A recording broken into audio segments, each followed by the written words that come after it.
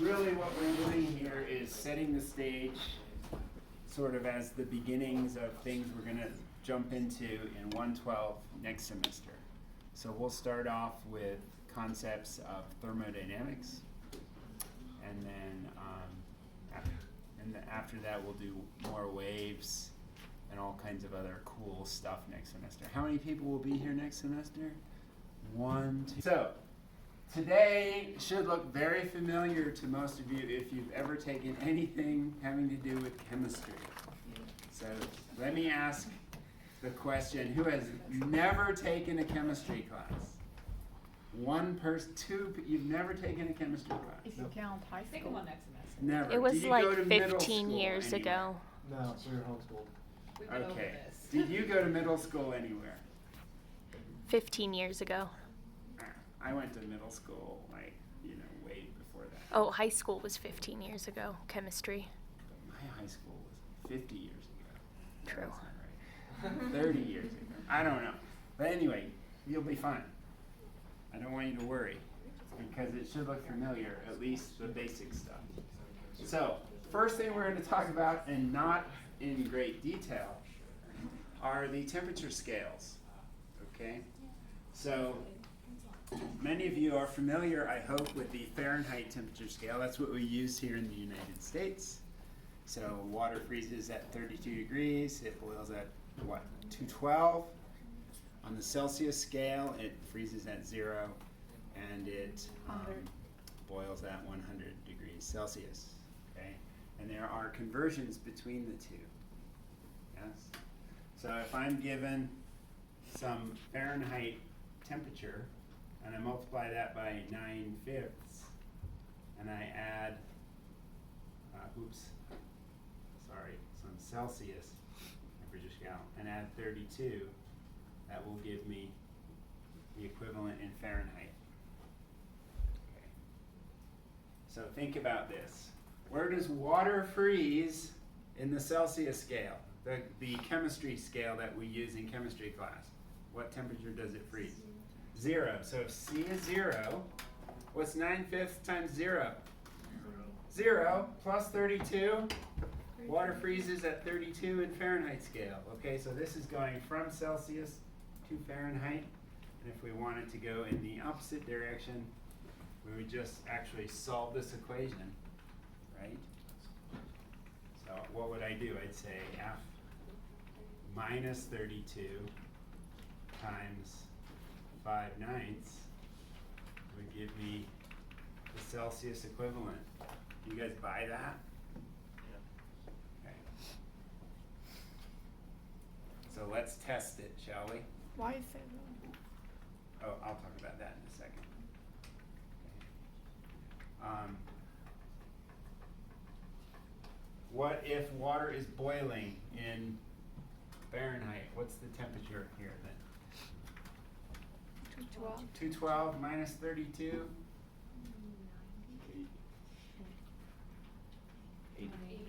80 over 9 is 180 over 9, right?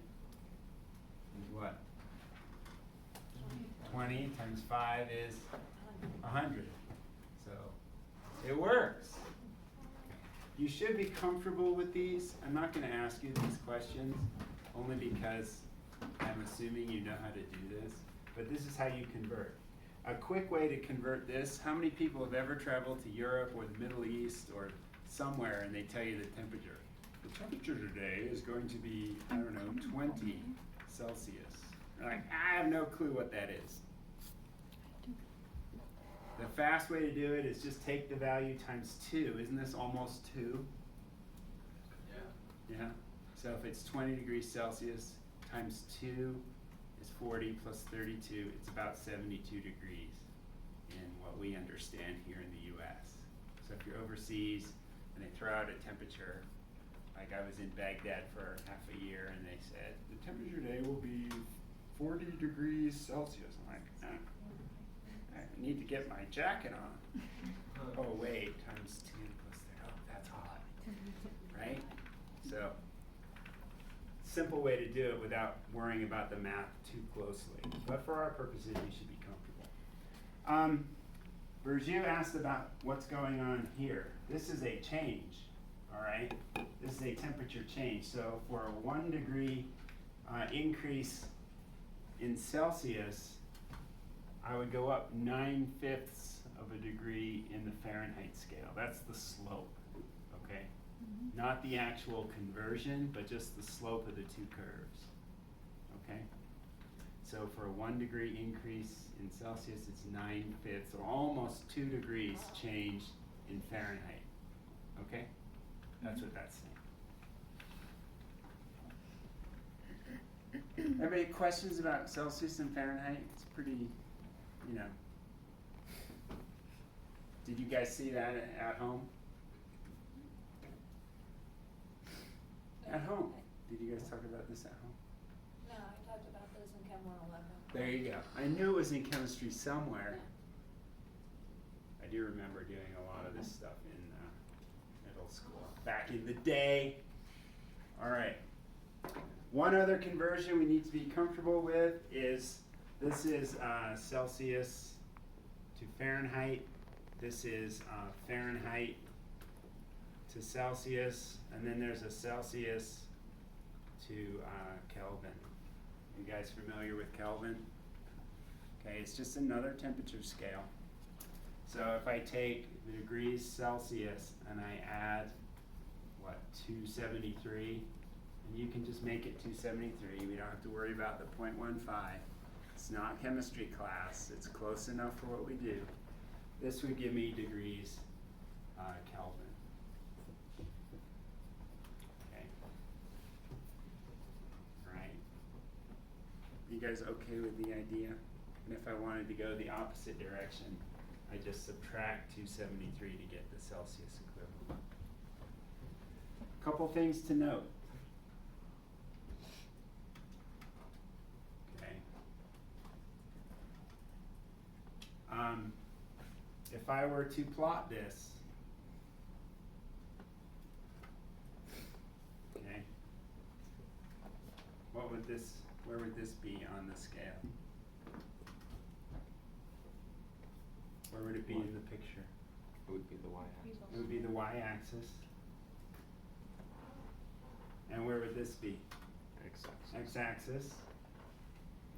All right, and then how would the line look? Linear. Yeah, it's y equals mx plus b. You guys see this? Y equals mx plus b. So what's the slope in this equation? 1. Okay, and the y-intercept is 273. So it looks something like that. All right, so at 0 degrees Celsius, that's equivalent to 273 Kelvin. Okay, and this is really important. For a 1 degree change in Celsius, it's equal to a 1 degree change in Kelvin, because the slope is 1 to 1, 1 to 1. And that will become important when we work problems. You don't necessarily have to change Celsius to Kelvin if you're talking about just a change in temperature, because the slope is identical. We'll talk more about that, but just keep that in the back of your mind as we move forward. All right, so these are temperature scales. Questions? Kelvin is usually used in chemistry, often in physics, Kelvin and Celsius. We rarely will use Fahrenheit, I'll tell you that now, other than to annoy you that you have to do a unit conversion or something like that, okay? I'm not gonna go out of my way to annoy you though, at least not more than I normally do. And if you feel annoyed, it's probably just